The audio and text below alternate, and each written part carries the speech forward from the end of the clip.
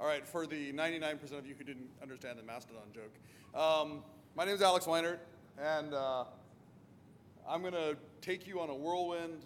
So I am responsible for a couple of things at Microsoft, but in aggregate, I run the identity security and protection team. So the stuff that you saw in the keynote about detecting risk, that's my team. We're the sort of the PTSD crowd at Microsoft, and I'm going to infect some of you guys with that. This is going to be a fast-moving talk. I'm going to get through a lot of content in a fairly short while, and I'll try to leave a little time for questions. If we don't have time, I'll go out in the hallway. We can talk horror stories out there. So we're going to get rolling. So Alex talked about kind of the old world. The nice thing about a house with the shutters down and the lights off is that it's easy to rob. And so, one of the things about your on-premises environment is that, as a rule of thumb, it's a great place for people to move around. And we see that because the residency time of attackers in a network is like 140 days. And so one of the things that we think about in the protection team is, how do we stop that penetration from ever happening? There is, I think, a misconception that you're safer on-prem. I don't believe that to be true. Your on-prem deployments do not move at the same speed as your cloud-based attackers. They're very fast, they're very smart, and now they're very well funded, including by state operators and mafia and that sort of thing. This is our new world order, right? Like everything's out there and wild, and you're just one more node. This is how your attackers see it. This is actually how we see it too. We like it. We're going to talk a little bit about how we can get some control over that, as Alex mentioned, by sort of thinking about things in terms of accepting the reality that everything's connected to everything, and you have basically you're trying to get identity assurance as the root around which you build your security posture. We do a bunch of this for a bunch of people, and as a byproduct of that, we get a lot of intelligence together. In aggregate, we do about 14 billion logins a day. And, in addition to the other work that we do with like digital crimes, Microsoft Security Response and such. So the number here, the 10 terabytes is actually extremely low. We process considerably more data than that every day, but we kind of keep a nice number that we don't have to worry about the fluctuations. And then we also triangulate that data with data that's either contributed to us, like last year, Adam Dawes and I talked about the Risk Alliance, so that we're actually collaborating within the industry now to do better at trying to help each other see things, right? So if there's an attacker playing in the cracks between these systems, we're getting better and better at kind of catching them out. So in aggregate, our efficacy has gotten better and better. It is expensive or considerably more expensive now to attack accounts than it used to be. As a result, the monetization of those attacks is going up. And we're seeing things like, among other things, like election tampering and, full identity theft and, like more extortion and, kind of high monetization things. And then good old-fashioned, corporate data theft and that sort of thing. So one of the things that my team is responsible for is identity protection and all the detection that goes into that. In this family of things, the report that you see is the end state of a huge amount of work and a huge amount of data processing and human processing that goes into that. And the way you use it, or what I would like you to do is use it, or use something, because as you see from the numbers, one of our big problems is people aren't using protections that we can do, is to plug it into the conditional access framework, right? So in our world, basically the idea of having a risk base off. Have an umbrella policy that says when you detect risk, when the system detects risk, you challenge.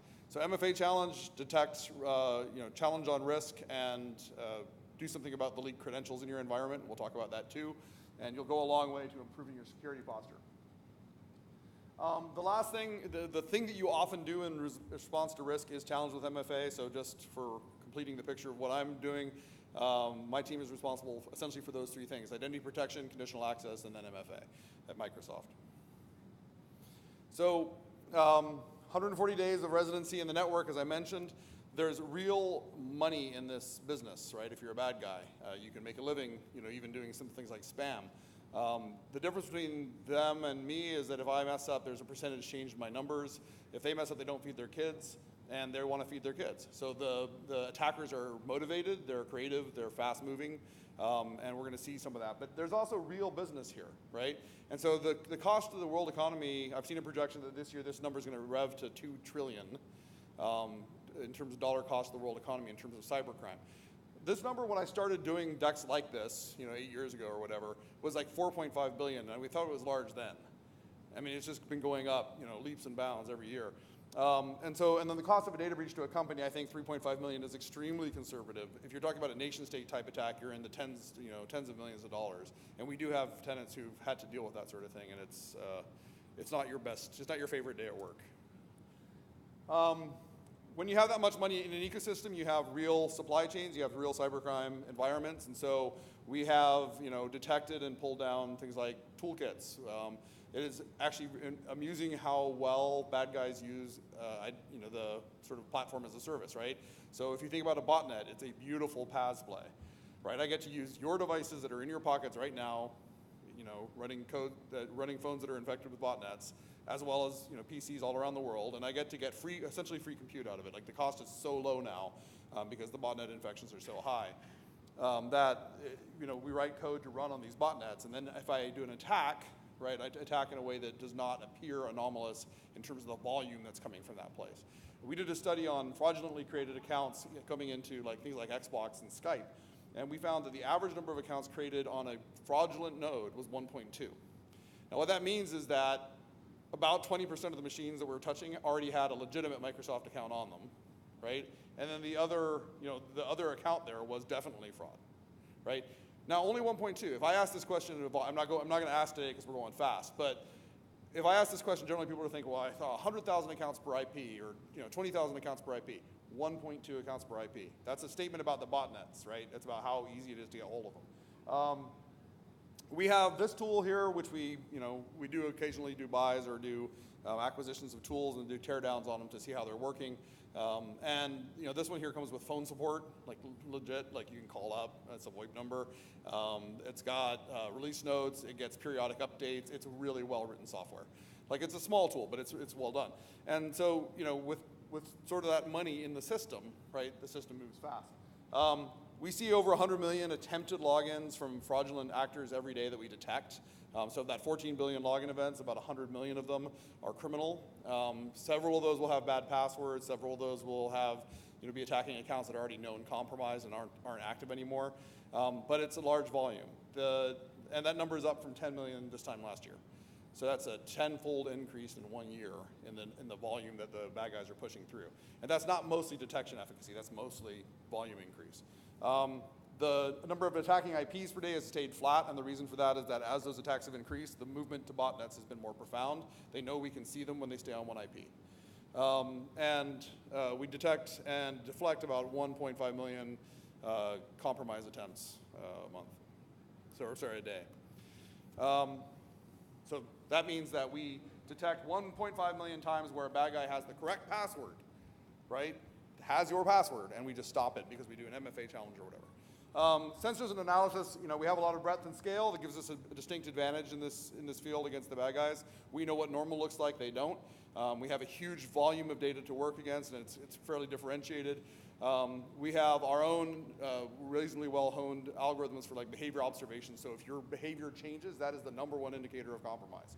That behavior exchange can come in the form of changing location, but it won't just be that. It'll be you change location, you change the service you use, you change the amount of download you do from that service. There's a variety of things that we're looking at. In aggregate, our system that I'll talk about here in a second does about 100 features, what are called features, 100 different data elements that we look at on every login to determine whether we're looking at an anomaly or not. And that's compared against your past, against your organization's past. There's a variety of things that we're looking at to make sure that we weed out the false positives there. So last year in Alex's keynote, we presented this slide. And this is essentially how our supervised machine learning system works. And so as we go forward in this and talk about how do we know what we know, an awful lot of it comes down to this. We have code in the front end that is running essentially what's called a classifier. It looks at the elements of the login and scores it with a probability of logins like this have this probability of resulting in compromise, right? They have this probability of going to the wrong person. All of that data and all the judgments we make are acted upon. In the consumer system, we control the policy. In the enterprise, you control the policy, and I'll talk about what you need to do there. But all of that information then is post-analyzed, right? So we watch the accounts for 2 weeks after incident. And for the 2 weeks that we watch, we're looking for behavior drift or lack of behavior drift. If we challenge a login, right, and nothing changes about that account, then it means we had a false positive, right? If all usage was normal for the next 2 weeks, no reported incidents, all of the usage was normal. If we fail to challenge the login and that behavior drifts over 2 weeks, and that drift can be subtle or very profound, like you start sending spam, or you call us and tell us you had your password changed out from under you by a bad guy, then that's a case where we can say, all right, we know we got it wrong. All of that data together feeds into something called label data. This is a term of art for machine learning. The label data is used to retrain the classifier, also a term of art, and the classifier is updated. That happens a couple times a day. Or we can do it a couple times a day. We typically run 2 models in parallel because, as it turns out, like in Terminator, when machine learning goes wrong, it can go very, very wrong, and it's good to have a sample model to make sure that the new model is not going crazy before you roll it into production. So we run them side by side in training mode, and then we roll them into prod. But typically the rollover is about once a day. So Alex mentioned basically every morning we've got new attacks that are disrupted. This system, I'm not going to give exact numbers, but has been incredibly effective for us. And one of the profound things about it is it's allowed my team to go and put its energy into more nuanced attacks and more targeted attacks, because the kind of the bulk stuff we're handling. All right, so some numbers Alex talked about, 1 million users marked, 2.4 million marked at risk over the tenants that we studied. This is a drill down of what may look like to us in detail. I won't go into the details of the algorithms, so we don't have the time, but you can see here that, as it turns out, there's a fair amount of activity in May, and it turns out that there's overlap, so that number on the left will add to more than what was in the previous slide. And the reason for that is that there's some overlap. There's cases where 2 things hit at once. And I moved this from the back of my deck to the front because I knew it was going to be tight time, and I want to get this point across. We have 2.4 million risk events that we're dealing with, right? We will not disrupt the login flow on your tenant unless you tell us it's okay. Okay? So we have, 1,000 of those events were challenged with risk. That's a policy problem.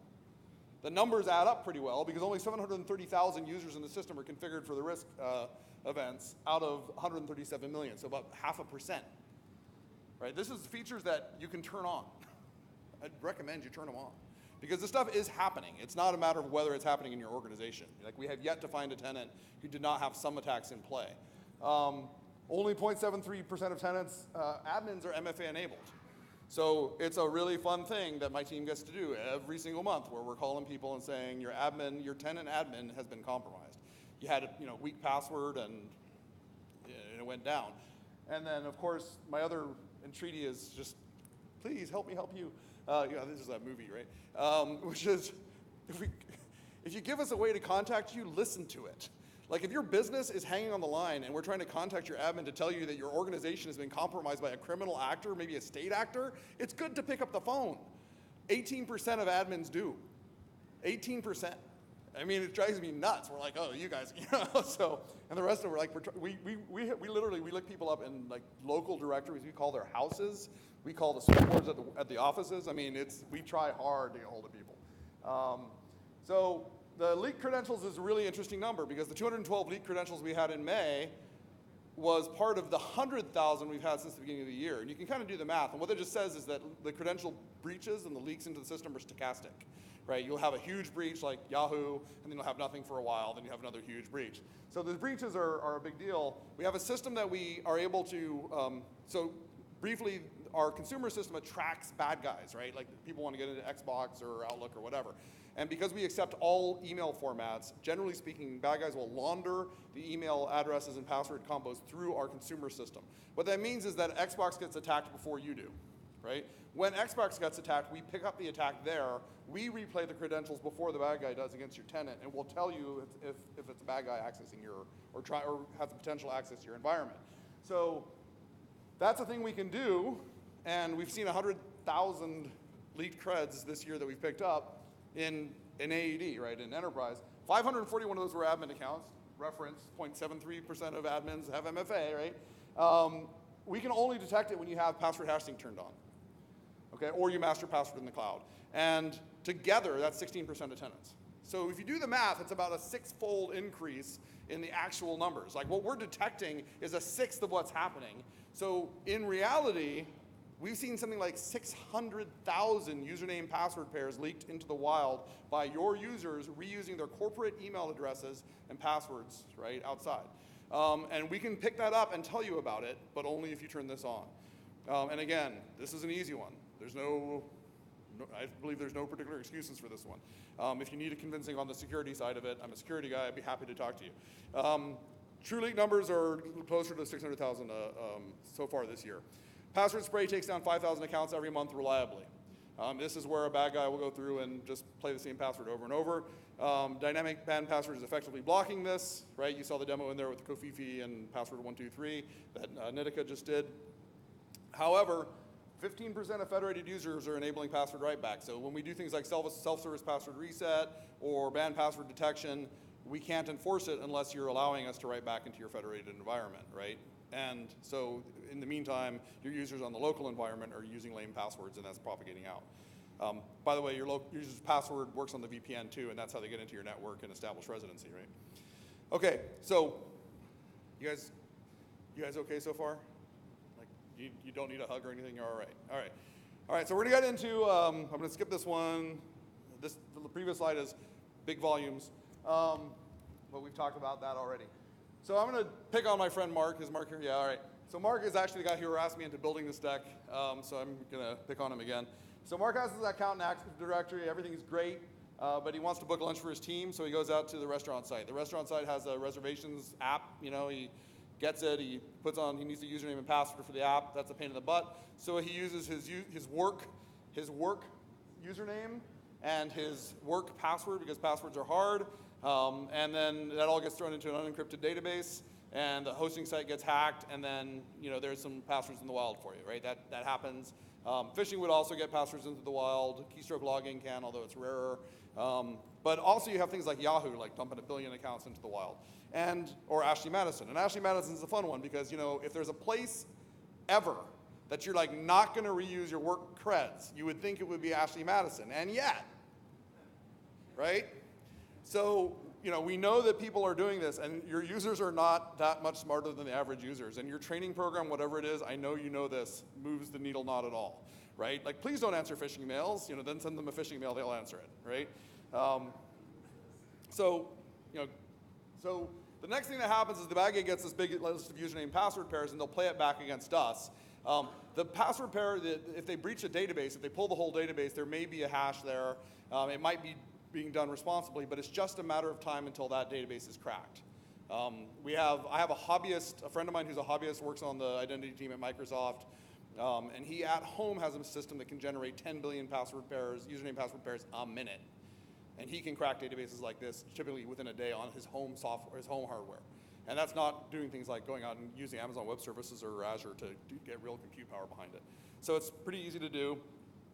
So there's a timer that starts once the list gets out to the wild, and then the next thing they do is they start playing it back against consumer systems like us or Google, and that's where we pick up the systems, right? So like Facebook, for example, has Threat Exchange, and if they detect a breach list, they'll put it up on Threat Exchange for industry partners to consume. We all try to share some of this information. If you reuse username and password in one place, you're a reuser. You're one of those people. 60% of users are, and the net effect is that now as a bad guy, I know that I have somebody who's likely to have valid creds also at work with that same pair. So I can check it against the consumer sites, and then I can go weaponize it against the enterprise sites. So go put them up for sale, make some money out of it. Before I do that, if I want to do my account checking, here's a professional tool that allows me to do this. Okay, this is an Outlook account tools, checks accounts. You can do email to the user to try to get them to unlock their account. It will tidily categorize things into files for you, good accounts, bad accounts, locked accounts, so that you can go through and then sell the batches. If you have problems with proxies, you want to use a botnet or whatever, there are tools to help you do that as well, to help you control the way your scripts run. But the good news is we're very good at detecting replay at this point. We have very good sensitivity on that. There's a variety of things we look at, like things like a surge in failed logins, a surge in member doesn't, DNR, essentially member does not exist, MNE is what we call it. Those things will all help us out. When we detect those attacks in flight, we start lying to the bad guy. So we'll tell them, hey, that password's wrong, even if it's right, and things like that. And then we also get input data, sometimes from researchers, law enforcement, other companies, where they'll give us batches of accounts. Here's like 1 billion accounts in a batch. And sometimes that's pulled off the black market, sometimes that's discovered, sometimes the FBI gives it to us or whatever, but we have different ways of getting these things. When we get them, we push them through the system that detects compromise. So Nitika demoed that today when the user logged in and it was like, hey, you have to change your password. That's what actually does that, okay? All right, so Passit Spray, so that's breach. Breach is the majority of the compromise. So that username password reuse is the majority of compromise. That's just the reality on the ground. Do we hate passwords yet? If you don't, you will in a second. All right, this is the currently most attacked password sets. This is real data from 2 weeks ago or so. That list of passwords is the ones that are actually coming into our system. Now, the advantage we have of running a large system and having lots of guys attacking us all the time, I know they're stupid. But the advantage to us of having those is that when the bad guys attack us, we can actually monitor for what's coming in, right? And so when we see one of these bulk attacks or these breach or bulk hammering attacks, we can see what they're using, and then we can push people away from it. We keep the first 500 or so in a system that was the system behind what Nitika demoed, and then you can add your own. If you're like, you wanted to use cloud identity for this conference, you could say, okay, I can't use cloud identity as a password. But the base list is created based on the actual attacks in flight. That's the thing that we're using the attacker's force against them, right, as a way to help us out. So the graph at the bottom is really interesting because it's actually seeing a Passit Spray attack in flight. And what those are, on the bottom is the distinct hash count, okay? So like basically a hash, we only have a few hash buckets, right, for this part of the system. But you can see the distinct count for any one of them should be pretty small, right? So a normal day's activity is sort of every hash gets a relatively even distribution, right? And then somebody comes in and does a Passit Spray attack, and what you can see is that one hash just jumped, right, to where, you know, we saw 200,000 attempts with one hash in 1 hour, right? And so we don't necessarily track the password, but at that point we know a spray attack is on, and then we can start the reverse engineering to figure out which users with a matching hash were hit in that hour from that IP, right? And got a successful login from that IP. So those things all triangulating together tells us bad guy successfully broke in using a Passit Spray. And then we'll lock that account and notify the user if you've turned on your policies, which you statistically haven't. Please turn them on. Okay, so, and I mean, we know you're getting hacked, right? We're doing what we can. You got to turn on the policies. This isn't that demo. There's lots of them on YouTube, so you can go figure it out. All right, so with Passit Spray, again, there's lots of nice tools that I can run to go do my Passit Spray, so all I need is a list of usernames. I have taught high school classes how to hack their grades, because I'm like, go look at the school directory, there's 150 names there, send out a fish mail, 15% of your teachers are gonna answer that. If not, you know, 10% of your teachers are using common passwords, so just run the list through one of these tools and you'll get some number of teacher passwords. Then send an email from teacher 1 to teacher 2, you know, to get that fish mail done, and then you'll have the password for your teacher and you can change the grades. And I always do that in front of the teacher, so the teacher knows how bad it is. This is for computer, like AP computer science classes. So you can hack your grade too if you want. But it'll work. I mean, that's the thing. Statistically, it'll work. Like and the numbers here and the statistics here are known, really well known to bad guys. So I just talked about phishing. Phishing, send a convincing email. Everybody's gotten this email, right? Now we know why. The DocuSign username, the database was breached. So the bad guys did a big attack based on making it look like a DocuSign because they know you're a customer, right? 15% of people will click through on a breach campaign at a company where, you know, the average users are there. If you've done a whole bunch of training and you've really done the exercises and done your diligence, put up posters and you know, sent campaigns and trained the managers, then 15% of users will click through. It doesn't change a damn thing. Keep trying. Somebody will figure out how to get people to listen, but I haven't. Extra credit. There's graphs you can buy on the black market. So, you know, like we have a graph that you can use. The black market has a graph you can use. You can go buy into the graph, and I can go find out who you send email to and who you get email from, and then I can fake the headers. I don't need to hack any accounts. I can send you a phishing mail that looks completely legit from a friend of yours without having access to the friend's account. And this is happening all the time. Pay attention when you get an email from a friend or what looks like a friend with a phishing campaign. Before you tell the friend, go look at who the from is actually from. Go look at the headers. You're going to find out about half the time your friend's account is not hacked, right? It's just using this graph. Do OTP phishing. Why not? Right? Like we're all using phones. I mean, if you haven't gotten into SS7, which is my latest sleep loss cause, then you know you can just do OTP phishing and put up the code generation screen next, and the people will faithfully do this. We are currently dealing with a mitigation of somebody who had an assistant, and the assistant had his username and password, and every time the bad guy tried to log in, he assumed it was his assistant doing it and approved the login. like over and over and over and over and over again, system by system by system by system by account system. It was terrible. So this dude's in a world of hurt, and we're trying to dig him out right now. If I'm good, when I do my phishing campaign, I'm going to collect your location, I'm going to collect your browser ID, I'm going to know your color depth, I'm going to replay all that on my attack. All right, so I was looking for a phishing example, and I was wishing I had one, and I feel like AAD has arrived, because we now have phishing campaigns saying that it's from AAD. So this is really cool. This is the bad guys pretending to be me. So the Office Premium email has exceeded mail quota, standard panicky stuff. This came in from a guy who actually is in one of our security MSIT teams at Microsoft, and he's like, hey, I just got this mail, can you guys help with it? But there's an AAD phish attack, which is kind of cool in its weird way. I feel sort of slightly honored, right? We're on the, somebody's figured it out, right? So this one, I opened it up in an isolated environment, and this one loaded up as a big JPEG, but it's a pretty legitimate screen. I mean, it's not terribly far off, and again, your 15% of users are all gonna fall for this, right? I promise you, gotcha. So sometimes the phishing campaigns are better. My favorite thing about this one, by the way, Smart Screen works. Your users will ignore that too. My mom called me one time and said, I got this mail. You said I shouldn't click on it. I said, yeah. I said, what'd you do? She said, I clicked on it. I said, great. What happened? She's like, well, the browser came up and threw a warning and said not to type in my creds. I said, what'd you do? She said, I typed in my creds. I'm like, what do I have to do? What do I have to do? It's my mom. I mean, I can't even get my mom to do it right. So this one is really cool because it says, I mean, I'll admit that sometimes our UI and our user strings aren't the best. Like, we sometimes get to work on our language and the naturalness of it.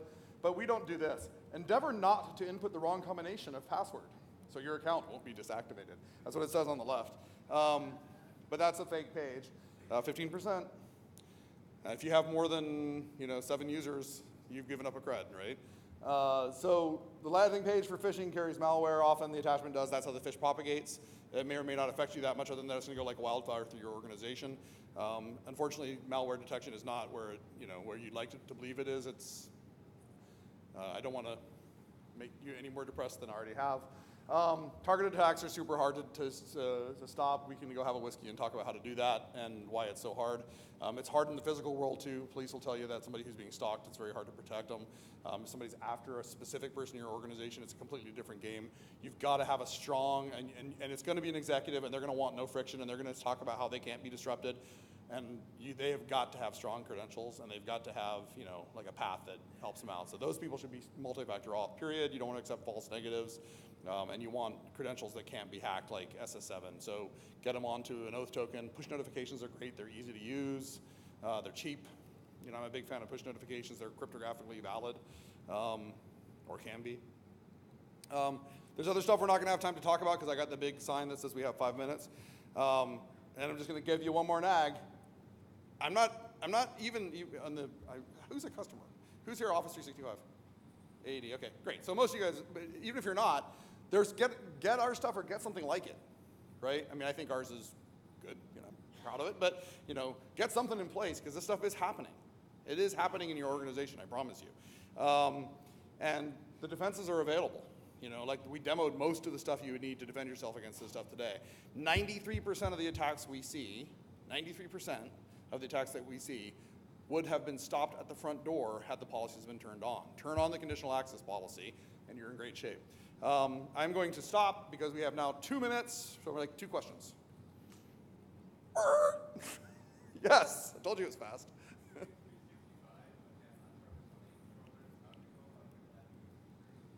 Okay, so if you're using like ADFS or?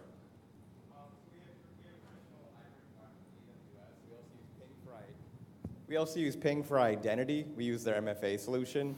Can we still go about using these features? Yeah, so the bottom line is that for us to do detection, the authentication has to pass through us. So the one thing I did not hammer on today, but I should have, is that every app authentication that doesn't come through us, we're not going to be able to score, see, protect you against, right? So the main thing is that the app is configured to believe AAD is its root of trust. It's like the application is configured to say, I authenticate with AAD.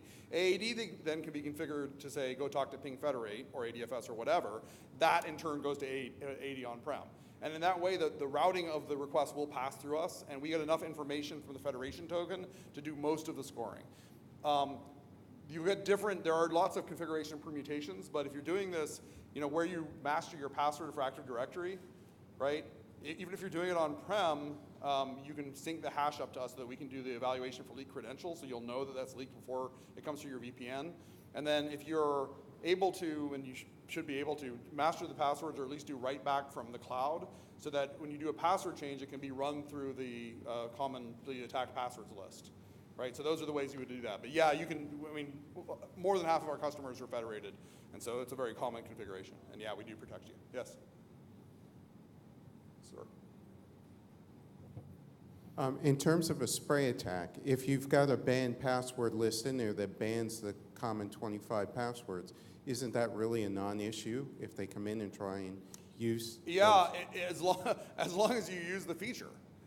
Yeah, so in MSA, we turned this on about 4 years ago. In Microsoft Account, which is our consumer system, we pushed the 4 billion or so users we have in that system through this, and we haven't allowed commonly attacked passwords there for 4 years. And over time, the password spray attack has stopped. It just doesn't work in MSA, Microsoft Account. The only accounts that would fall to that are old abandoned accounts that haven't updated their passwords in 4 years. But yeah, it's extremely effective. The problem here is if you're not using password write back, if you're mastering your password on-prem, then when you change your password, there's no hook to our intelligence. Like all this stuff is rapidly evolving, and this is why the cloud is actually, I believe, a safer platform for identity than on-prem. Because as the attacks evolve, we're evolving right along with them. But we can't push a list of passwords to every domain controller in the world every day. Like we don't even have the connection to them. They're all behind, firewalls, right? So the only way to do this is you have to do that password change has to be done in the cloud, which is achievable. Like it's a configuration thing. And we can talk you through how to do it, but you have to be doing password write back. Yes? Anything else? Last one, I think, because I'm going to get yelled at.